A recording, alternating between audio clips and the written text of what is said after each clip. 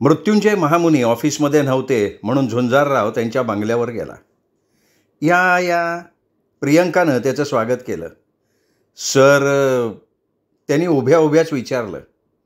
घरात दुसरं कोणी दिसत नव्हतं. पप्पा कारल्याला गेलेत. विकी आणि वहिनी बरोबर आहेत. तिथे गुडघेदुखीवर कोणीतरी औषध देतं म्हणे. सरांना गुडघेदुखीचा त्रास आहे. हो ना, इथे 4-5 डॉक्टरांना दाखवलं पण फरक पडला नाही. मग कोणीतरी पत्ता दिला, गेले. कधीपर्यंत येतील? का मी ऑफिसवर? माझी भीती वाटते का? झुंजाररावने पटकन खाली बघितलं. तिनेही विषय बदलला. काय म्हणतोय संसार? चाललाय. बोलण्यात जीव नव्हता. प्रियंकानं ओळखलं झुंजारराव जखमी आहे. चालणारच की. आवडती बायको मिळाल्यावर संसार सुखातच चाललेला असणार. झुंजारराव केवळ पुटपुटला. हो, आवडती. कुठे आहे कमळी? कलेढोणला का? झुंजाररावनी चटकन वरती बघितलं. हिला कसं कळालं? तो थोडा आकुंचन पावला. ती उठली, त्याच्या शेजारी बसली. जरा मिळतं जुळतं घेत जा. प्रयत्न करतोय मी, पण तुम्हाला हे कोणी सांगितलं? खरं सांगू, गेल्या आठवड्यात विनू मांडे आला होता. त्यांनी सांगितलं. तो बोलतच नव्हता. मी खोदून खोदून विचारलं तेव्हा बोलता झाला. झुंजारराव गप्प. खरं तर तिला तुमचा किती अभिमान वाटायला हवा होता. लाखोंचा देव मिळाला होता तिला. हां, असतो एकेकाचा स्वभाव. काहीतरी बोलायचं म्हणून तो बोलला. मला तुमचा खूप अभिमान वाटला असता. झुंजाररावने पटकन वर बघितलं. प्रियंकाच्या पापण्या ओलावल्या होत्या. तो अगदी सहजपणे पुटपुटला. माझ्या नशिबी नव्हतं सौख्य. नशिबाला का दोष देता?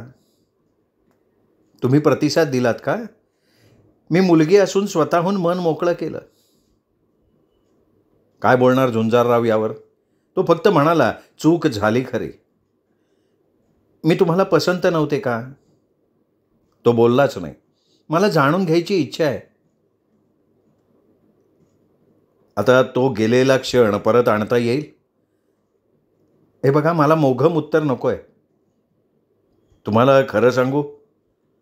तुला खरं सांगू अशी सुरुवात करा आणि बोला. प्रियंका, मी माझा विचार केला. फक्त माझ्या भविष्याचा. मोकळेपणानं बोललात तर बरं होईल. घर भाड्याचं, माझा संसार पगारावर. आपण दोघं 2 ध्रुवावरचे. कसा स्वप्न बघणार होतो? तरीही माझं प्रेम होतं, आहे. तिला हुंदका फुटला. झुंजारराव गोंधळून गेला. काय करावं त्याला सुचेना.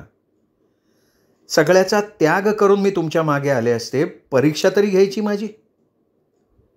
तो गप्प. मनात आलं जवळ जावं, सांत्वन करावं, पण शब्द फुटेनात. काळीच धडधडायला लागलं. तुम्ही पुरुष न व्यवहार बघता. मन, भावना कशा कळतील हो तुम्हाला? झुंजाररावाला वाटलं खरं खरं सांगावं की आजही तू माझ्या हृदयाच्या कप्प्यात आहेस. आजही तू वेळोवेळी माझ्या स्वप्नात येतेस. तुझा स्पर्श आजही मी जपला आहे, तो ताजा आहे. झुंजारराव, खरं खरं सांगा, मी आवडत होते ना तुम्हाला? आता या प्रश्नावर टाळाटाळ करणं शक्य नव्हतं. हो प्रियंका, खूप आवडत होतीस. मग का असे वागलात? ती त्याच्या जवळ सरकली. डोकं खांद्यावर ठेवलं. झुंजारराव लाकूड झाला. आकुंचनच पावला. हे बघ, झालं गेलं, पण माझं काय? लग्न करून तूही सुखी होशील. सुख कशाला म्हणतात? मन, भावना, हृदय दुसऱ्याला देऊन तिसऱ्याशी लग्न केल्यानं स्त्रिया सुखी होतात. मग आता काय मार्ग? झुंजारराव थोडा धीट बनत चालला होता. ती काय मार्ग सांगणार? हे बघ प्रियंका, मी विवाहित आहे. कमळी गरोदर सुद्धा आहे. चटका बसल्यासारखी प्रियंका दूर झाली.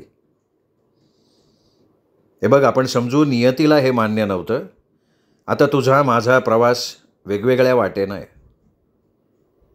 ती गप्प, डोळे शून्यात, सारं शरीर मूर्तीसारखं. मला माफ कर प्रियंका, तुलना करून मी फसलो. मला पाहिजे तर शाप दे. तसं बघायला गेलं तर मी शिक्षा भोगतोच आहे. ती बोलली नाही, तशीच बसून राहिली. प्रियंका, आपण पती पत्नी नाही होऊ शकलो. मनात किती हे असलं तरी नियतीने आपल्या नशिबी 2 रस्ते ठरवून दिलेले आहेत. पण आपल्याला एकमेकांचं हितचिंतक नक्की होता येईल. दोस्त, सुखदुःखाचे वाटेकरी. ती उठली, ओढणीनं चेहरा पुसला. यापूर्वी काहीच घडलं नाही अशा आवेशात ती म्हणाली, अरे मी तुम्हाला चहाचं विचारलंच नाही. आणि ती आत गेली. कुशल अभिनेत्रीला लाजवेल असा अभिनय होता. कमळी गरोदर आहे हे समजताच प्रियंकात किती फरक पडला. एक स्त्री दुसऱ्या स्त्रीच्या सुखदुःखाचा विचार करते का? चहाबरोबर काय आणू? बिस्किटं का पोहे? नाही, काही नको. का नाही का? तिने चहा, बिस्किट, मिठाई पुढे ठेवली. तीही चहा घेत समोर बसली. झुंजारराव आवडलेला होता. कधी एकदा सुटका होतीये असं त्याला वाटत होतं. आई कशी आहे? बरी आहे. आता तुम्हीच लक्ष देत जा. झुंजारराव गप्प, पण तो आतल्या आत ढवळून निघत होता. घशात हुंदका अडकला होता. आणि हो, स्वतःची काळजी घ्या. तिखट लेखन सगळ्यांनाच आवडतं असं नाही. तो मुका. रात्री उशिरापर्यंत थांबत जाऊ नका. मला तर बाई खूप काळजी वाटते हो तुमची. झुंजाररावला आता मात्र हुंदका आवरता आला नाही. तो अक्षरशः एखाद्या लहान मुलासारखा रडायला लागला. आता का बाई काय झालं? माझं काही चुकलं का? नाही ग, तुझं नाही चुकलं. मी करंट आहे. मी कमनशिबी आहे.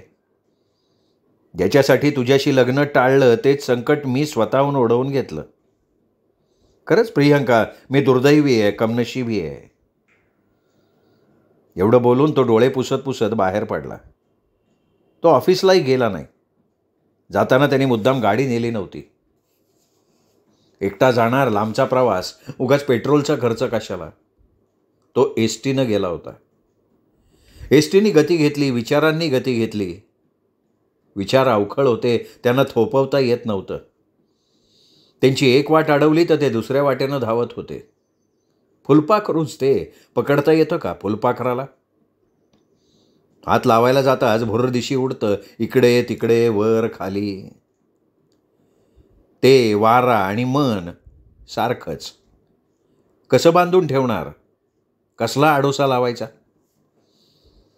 प्रियंका आजही मनानं झुंजाररावाची होती. का तिला जवळ नाही घेतलं? बंगल्यात तर कोणी नव्हतं. ती जीव ओवाळून टाकते, मग का नाही कवेत घेतलं?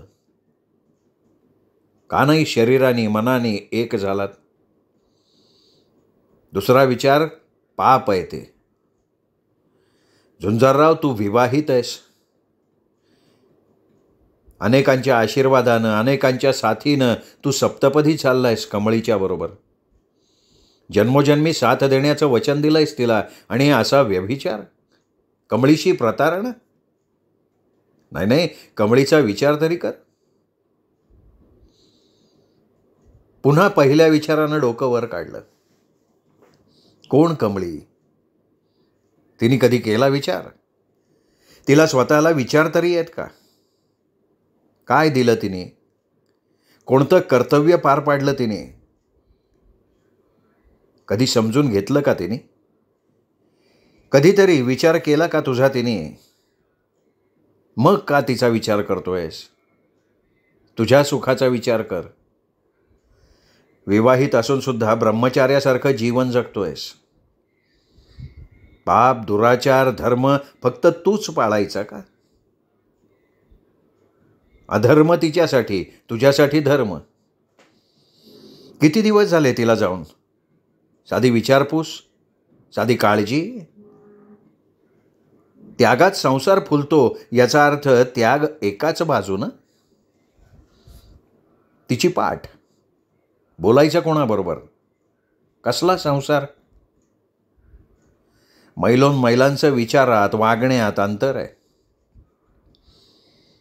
प्रियंका आणि कमळी तुलना कर. एक मन क्षणोक्षणी बजावू लागलं. गळ्यात मणिमंगळसूत्र बांधलं आणि कपाळी कुंकू लावलं की बायको होते. तिच्या मनाचं काय? दिलं मन तुला. शरीर मनापासनं दिलं, पण शरीर सुख देताना झाली का ती तल्लीन? सर्वस्व तिने वाहिलं तुला का तू ओरबाडून घेतलं? त्याच वेळेला दुसरं मन विचारायला लागलं की प्रियंकाचं बघ, आंधळी पांगळी लुळी आहे का ती? कुरूप आहे? मग काय वेडी झाली आहे तुझ्यासाठी? असा कोण लागून गेलास रे तू? साऱ्या प्रवासात दुधारी विचारांनी झुंजाररावाला रक्तबंबाळ केलं. दोन मनांनी जेवढे म्हणून वार करावे तेवढे वार केले. चोची मार मारून घायाळ केलं. एखाद्या घायाळ पक्षासारखी त्याची अवस्था. एवढं मात्र खरं, दोन मनांनी घुसळून एक विचार बाहेर काढला, सोक्ष मोक्ष लाव. आयुष्यभर वाळवंटातून प्रवास करण्यापेक्षा जरा वेगळी वाट निवड. दगडावर पाणी ओतून दगडात पाणी जात नसेल तर कशासाठी तो अभिषेक? घे निर्णय, घे, अजून वेळ आहे. विचारांच्या लोंढ्यात वाहतच तो कलेढोणला आला. सासूनी आबोलपणानं स्वागत केलं. चेहऱ्यावर आठ्यांचं जाळं फार काही सांगून गेलं. वाटलं उठावं, ही वाट कायमची बंद करावी, पण त्यांनी संयम राखला. अण्णासाहेब कुठे?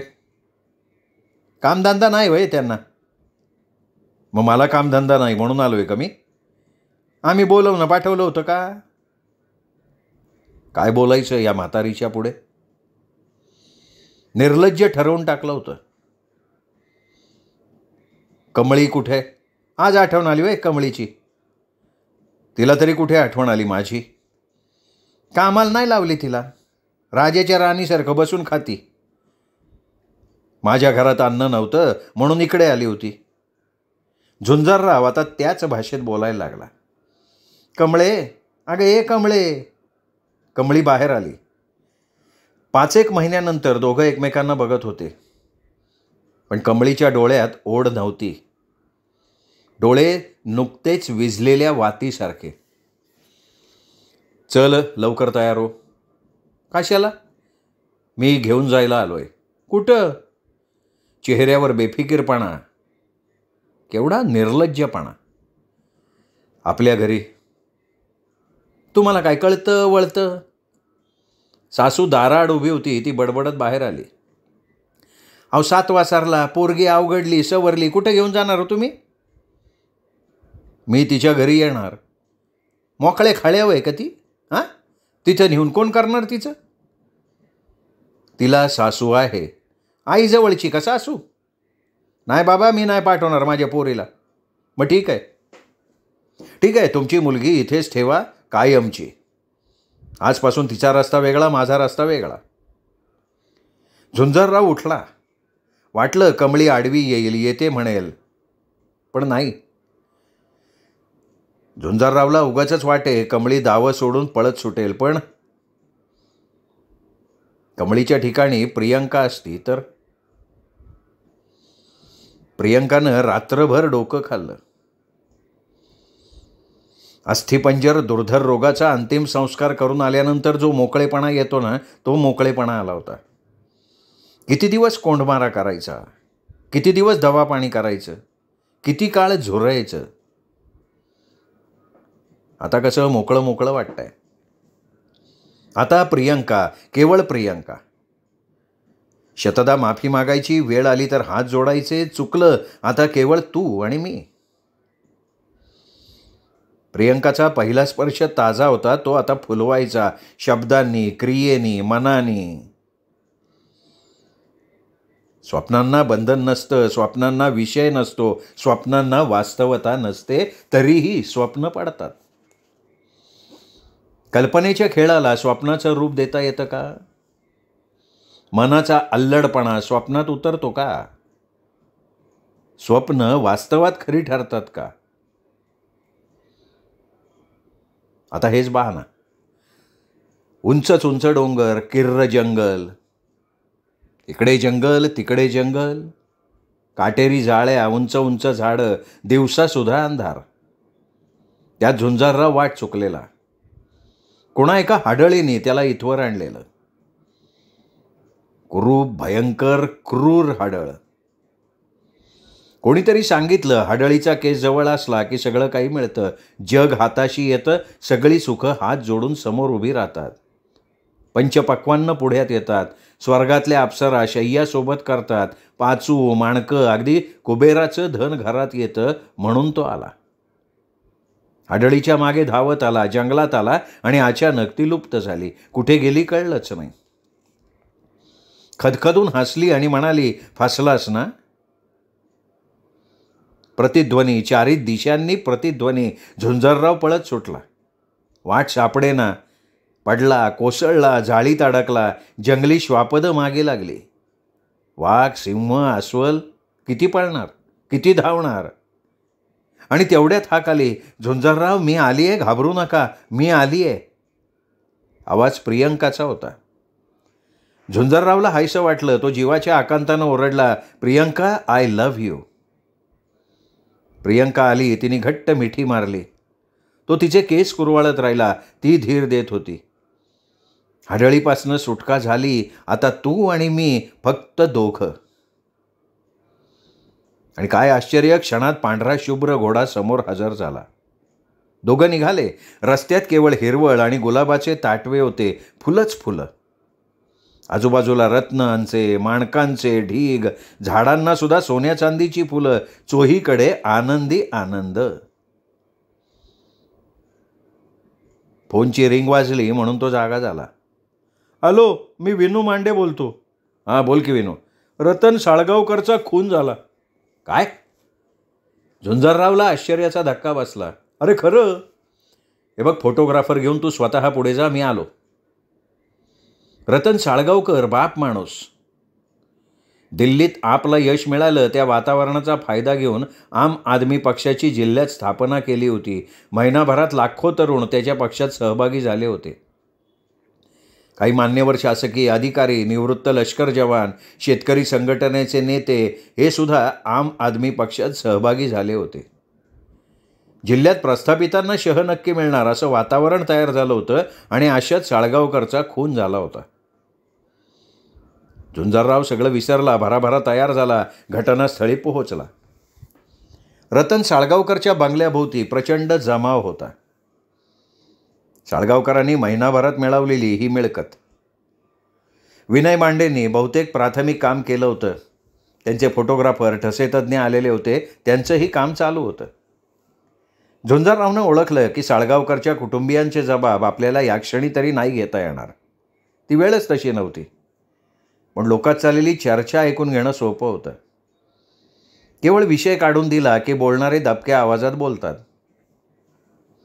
कशाला पाहिजे होतं ह्याला राजकारण? गेला ना जीवानीशी. अरे तो आमदार साधा आहे का माणूस? घरात चोरीमारी झाली का बघा म्हणो. अरे रात्रीची बॉम्बाबॉम्ब कशी नाही झाली म्हणतो मी. काय पोलिसाची गस्तच नाही ना शहरात. जो तो आपल्या बुद्ध्यांकाप्रमाणे बोलत होता. महत्त्वाचा धागा कुठेच मिळत नव्हता. आत पोलीस, बाहेर जमाव. काम नाही, धंदा नाही, बोलायला पैसे पडत नाहीत, मीटरही नसतो बोलण्याला. झुंजाररावनं ठरवलं शेजारच्या घरात प्रवेश करावा. या बंगल्यात शिजलेल्या पदार्थाचा वास पहिला त्यांना येणार. आणि शेजारी म्हणजे यांना त्या कारणानं कधीतरी दुखावलेले असतात. असं काही घडलं की मनातनं सुखावतात. तो शेजारच्या घराच्या दारात उभा राहिला. पाणी देता का हो जरा? समोरची म्हातारी पाणी आणायला किचनमध्ये गेली आणि झुंजाररावानं हॉलमध्ये कोचावर बैठक मारली. पाणी पिता पिता सहज बोलावं तसं म्हणाला. फार वाईट घडलं. तुम्ही त्याचे मित्र, नातेवाईक? नाही अहो, मी त्यांना साधं ओळखतही नाही. म्हातारी शेजारी येऊन बसली. कसं आहे ना, माणसाने करावं तसं फेडावं. राजकारण करायला निघाला होता. बायको आहे, पोरं आहेत, कशाला नाद पाहिजे? म्हणजे रतन साळगावकर छंदिष्ट माणूस होता म्हणायचा? नाही, कुठं बोलू नाही आता आपण. अहो मी कशाला कुठे बोलतोय? ना ओळख ना पाळख. रस्त्यानं जात होतो, गर्दी बघितली, राहुलं नाही म्हणून आलो.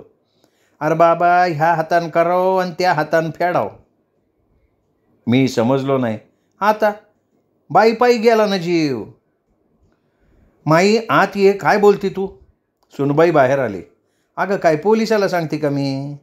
आणि आज ना उद्या न समजता राहते का? पण माये तुम्ही कशाला बोलताय? पोलीस बघतील ना काय ते. उठ बघू, आज जाऊन बसल. म्हातारीला सुनबाई आत घेऊन गेली. झुंजाररावांना उठण्याशिवाय पर्याय नव्हता, पण तपासाची दिशा निश्चित झाली होती. रतन साळगावकरांचं प्रेत पोस्टमार्टेमसाठी घेऊन गेले. संध्याकाळी तपास अधिकारी पोलीस इन्स्पेक्टर धायगुडे यांच्याकडे पत्रकार गेले. झुंजारराव मुद्दाम नाही गेला. होणारा खुलासा चुकीचा वाटला तर अनावधानानं तोंडातनं शब्द जाईल, त्यापेक्षा न गेलेलं चांगलं. त्यांनी आपला प्रतिनिधी पाठवून दिला. पोलीस इन्स्पेक्टर धायगुडेंनी प्राथमिक तपासात निदर्शनाला आलेल्या गोष्टी पत्रकारांना सांगितल्या. साळगावकरांच्यावर अगदी जवळून 2 गोळ्या झाडण्यात आल्या होत्या. एक छातीत, दुसरी डोक्यात.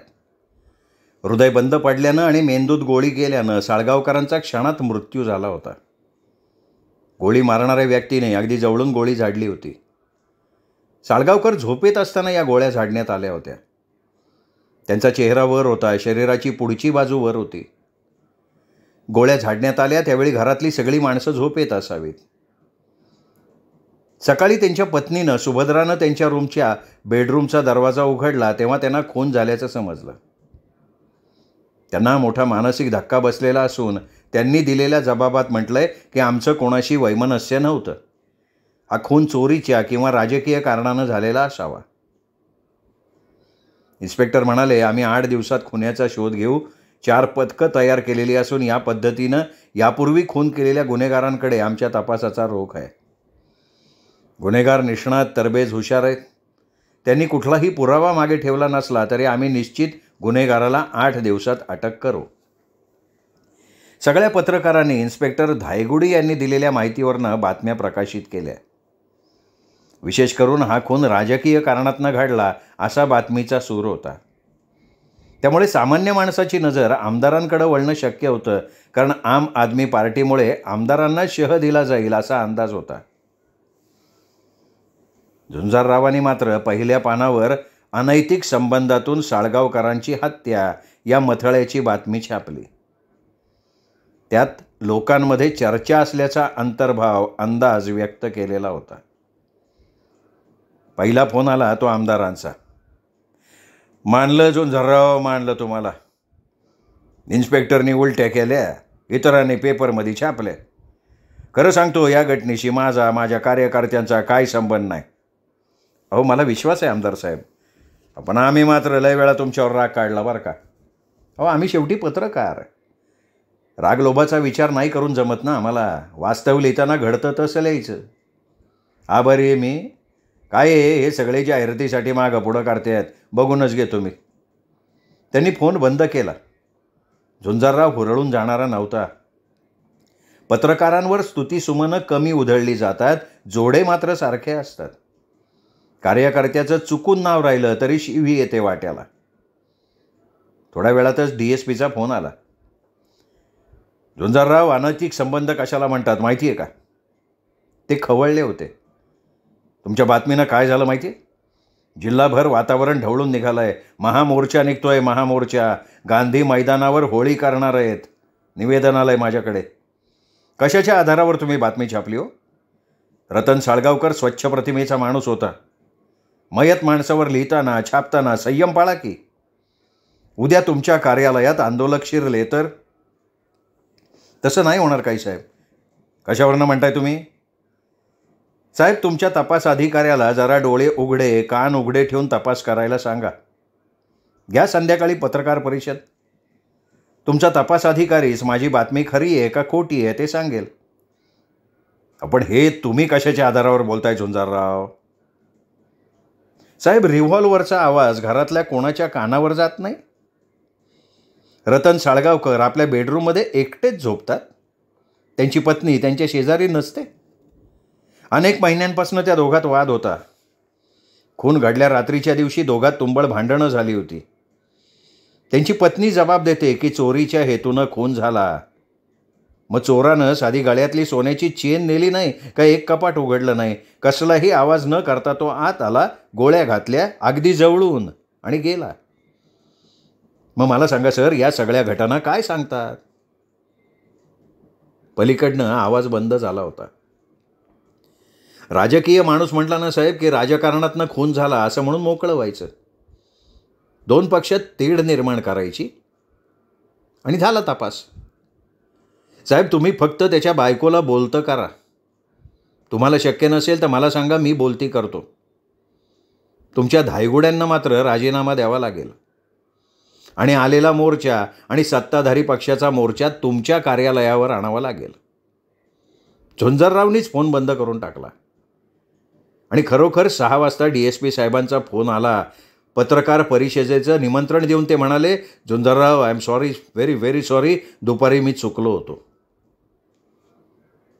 सुभद्रांनी गुन्हा कबूल केला. रतन साळगावकरच्या रिव्हॉल्व्हरमधनं तिनीच 2 गोळ्या झाडल्या होत्या. दिवसभर झालेल्या भांडणाचं रूपांतर खुनात झालं होतं आणि भांडणाचं कारण होतं रखेली मीनाक्षीशी असलेले प्रेमसंबंध. सगळ्या वर्तमानपत्रांना ही सविस्तर बातमी छापावीच लागली. दैनिक सुप्रभातची होळी होणार ही बातमी छापण्यासाठी टपलेल्या दैनिकांना अशी बातमी छापायला लागली. आंदोलनासाठी बाहेर पडणाऱ्या ज्या ज्या वाचकानं वर्तमानपत्र वाचलं ते बिळात लुप्त झाले. आंदोलन पूर्ण फसलं. दैनिक सुप्रभातचं मात्र सगळीकडे कौतुक झालं आणि सगळ्यात महत्त्वाचं, सुप्रभातचं पोलीस खात्यात वजन वाढलं. मानसिक स्वास्थ्य फार गरजेचं असतं, पण झुंजररावाच्या नशिबी ते नव्हतं. साळगावकर केसमधनं तो मोकळा झाला. आता त्याला वाटत होतं प्रियंकाकडे जाऊ, सगळा इतिहास वाचू आणि आपलं प्रेम व्यक्त करू. ती निश्चित घडून गेलेल्या घटना पोटात घालेल. मग रितसर मागणी. संपादक झुंजररावाच्या कर्तबगारीनं खुश होते, ते नकार देणं शक्य नव्हतं. मनात कल्पनांचं साम्राज्य उभं करून एक दिवशी तो घरी गेला तर कमळी दारात. का आलीस तू? दातोट खात झुंजररावनं विचारलं. तिची नजर खाली. अगं, का आलीस तू इथे? तुझा माझा संबंध काय? जा चालती हो. कमळीच्या डोळ्याला धारा, नाक ओढणं, डोळे गाळणं सुरू. अरे झुंजार, तुला काय वेळ लागलाय का? घर तिचं, जाणार कुठं ती? तिचं घर? काय केलं आई तिने या घरासाठी? कोणाला विचारून गेली होती? आणि यायचंच होतं तर माझ्याबरोबर का नाही आली? अरे झुंजार, अवघडलेली पोर आहे ती. अशा अवस्थेत तिला रागवणं बरं नाही. जा गं बाय, तू आज जा. हे बघ आई, मला ती नको आहे. अरे असं होतं का कधी? लगीन झालं ना, आपली झाली ती. आपली की तिच्या बहिणींची, आईवडिलांची? काय केलं ग तिने आपल्यासाठी? हे बघ, हिशेब मांडत बसायची ही वेळ नाही. आपलं बाळ तिच्या पोटात आहे, त्याचा विचार करायचा. मी विचार करायचा आणि तिने अविचार करायचा. तो जळपळत राहिला. प्रियंकाबरोबर संसार करायचे अंकुर कोमेजून गेले. घरातलं वातावरण चांगलं होतं असं नाही, पण थोडा कमळीत बदल झाला होता. ती मुकी झाली होती. काही बोललं तरी उलटून बोलत नव्हती, दुरुत्तरं करत नव्हती, पण हसून खेळून वावरत नव्हती. पण पहिल्यासारखी शब्दाला शब्द तरी देत नव्हती. हा बदल काही थोडा नव्हता. आपलं घर, आपला संसार, आपली माणसं हा विचार अजून तरी होताना दिसत नसला तरी घरात शांतता होती. विश्वास निर्माण होत होता की कमळी नक्की बदलेल. आई तिला जपत होती. झुंजारराव समजुतीचा शब्द सांगत होता. आई झुंजाररावालाही समजुतीचे शब्द सांगत होती. मुलगी लहानाची मोठी आईवडिलांच्या घरी होते. 20-25 वर्ष तिथल्या मातीवर, पाण्यावर वाढते. त्या माती पाण्याचे गुणधर्म तिच्या अंगी येतात, संस्कार होतात तिथले. सासर घरी आल्यावर इथल्या माणसांशी जुळवून घेताना थोडी खळखळ होणारच की. एकदा घरात मूल आलं की घरात फुलं येतात का? मुलं संसार वेलीवरची फुलं. आईचं सर्वस्व, जीवनाचं साफल्य, प्रेमाचं प्रतीक. पती पत्नीमधला सेतू, घरातलं गोकुळ, मनातला स्वर्ग. त्याच्या स्वागताची केवढी मोठी प्रतीक्षा. आणि अशा वेळी घरात संघर्ष. झुंजाररावांनी येणाऱ्या मुलाच्या किंवा मुलीच्या ओढीनं सगळे तेढ सोडून टाकले. पण काळजातली जखम पाझरतच राहिली होती. कमळीशी तो बोलत होता, पण फुलत नव्हता. कामापुरतं, गरजेपुरतं बोलणं. एकाच घरात राहून दोघात अंतर होतं. एकाच बेडरूममध्ये झोपून दोघांची तोंड 2 दिशांना होती. स्पर्श नाही, स्वप्न नाहीत, आपलेपणा नाही. अचानक जागा झाला. कमळीची बोटं केसातनं फिरत होती. तू झोप, मलाही झोपू दे. अजून राग नाही गेला?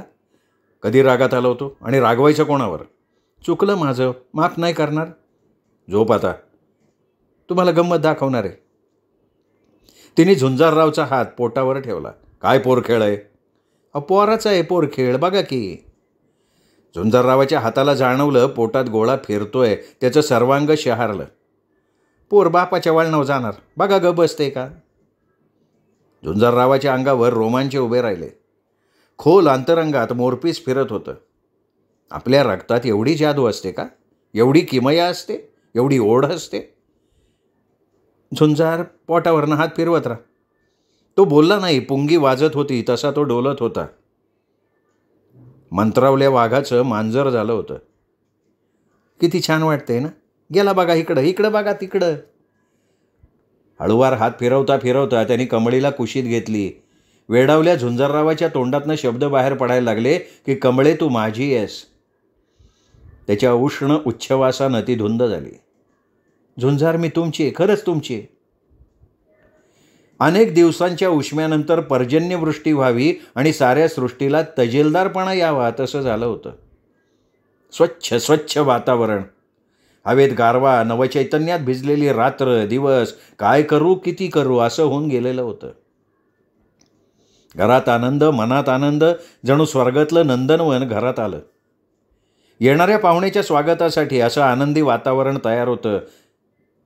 झुंजारराव आता ऑफिसमध्ये कमी. मंगलला आता तारुण्य आलं. अंगडी टोपडीची तयारी झाली. बाळुती, घोणता, बाळंतपणची खोली रंगरंगोटी करून झाली. बाळंतपण पहिलं, झुंजाररावाच्या वेळेनंतरचं पहिलं. इतक्या वर्षांनी घरात बाळ येणार. इवल्या इवलं बाळ, त्याचे इवले इवले डोळे, त्याचं नकटुसं नाक, त्याचं छोटूसं कान. आजीच्या डोळ्यापुढून बाळ हालत नव्हतं. गरम गरम पाणी, त्याचं मालिश पाणी, त्यावर पालथं उलथं. दिवस रात्र डोळ्यापुढे फक्त बाळ. झुंजाररावाची कोण घाई? डॉक्टर बोधेंकडे नावं नोंदणी केली. डॉक्टरने सांगितलं 28 दिवस. 28 दिवस वेळच्या वेळी दवा, गोळ्या, उठणं, बसणं, चालणं सुद्धा मनात हुरहुर. तरीही 28व्या दिवसाची ओढ. उलटी मोजणी सुरू झाली. 27, 26, 25, 24. श्रोते हो, तुम्ही ऐकताय जगन्नाथ शिंदे लिखित निर्भीड ही कादंबरी. हा आजचा भाग इथेच संपला. पुढचा भाग ऐकण्यासाठी उद्या भेटूयात दीपक रेगे कथाकथन चॅनलवर. तोपर्यंत नमस्कार. पण श्रोते हो, अजूनपर्यंत तुमच्याकडनं जर चॅनल सबस्क्राईब करणं झालं नसेल तर एकच विनंती करतो, कृपया चॅनल सबस्क्राईब करा. भेटूयात उद्या. नमस्कार.